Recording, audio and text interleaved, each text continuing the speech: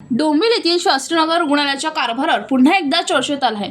या हॉस्पिटलमध्ये चाललंय तरी काय असे प्रश्नचिन्ह उपस्थित झाले. 2 वर्षाच्या वेदांत राठोड या चिमुकल्याला त्वचेचा त्रास असल्याने त्याचे वडील जगदीश राठोड उपचारासाठी शास्त्रीनगर रुग्णालयात घेऊन आले होते. डॉक्टरांनी तपासणीनंतर वेदांसाठी तब्बल 12 औषधे लिहून दिली आणि ती रुग्णालयातील मेडिकलमधून घेण्यास सांगितले. मात्र मेडिकलमध्ये एकही औषध उपलब्ध नसल्याचे कर्मचाऱ्यांनी सांगितले. त्यामुळे सर्व औषधे बाहेरून खरेदी करण्यास सांगण्यात आले.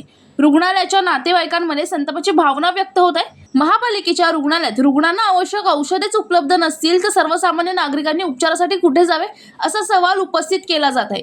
या घटनेमुळे कल्याण डोंबिवली महानगरपालिकेच्या आरोग्य व्यवस्थेवर पुन्हा एकदा प्रश्नचिन्ह निर्माण झाले आहे.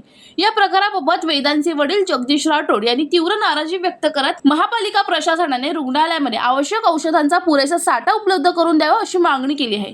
तर मॅडम आम्ही टिटवाळ्यावरून आलो होतो. इथे स्किन स्पेशलिस्ट डॉक्टर आहेत तिथे म्हणून मित्राने सांगितले की जा तिथे व्यवस्थित आहे. तर इथे आलो मॅडम. PDMCचं हॉस्पिटल आहे शास्त्रीनगरला. तर माझ्या मुलाला घेऊन आलो होतो. 2 वर्षाचा मुलगा आहे. स्किन स्पेशलिस्टकडे गेलो तर तिथले डॉक्टर मला मेडिसिन घेऊन दिलेत.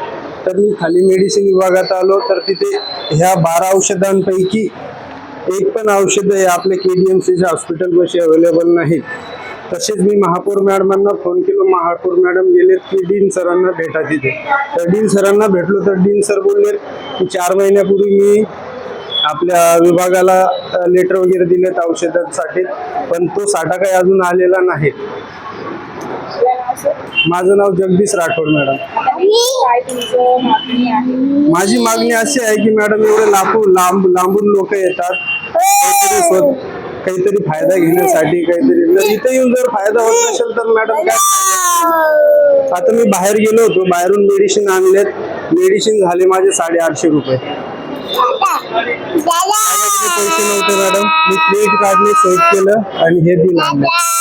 मला माहिती असतं तर मी बाहेरच्या डॉक्टरांना दाखवलं असतो ना.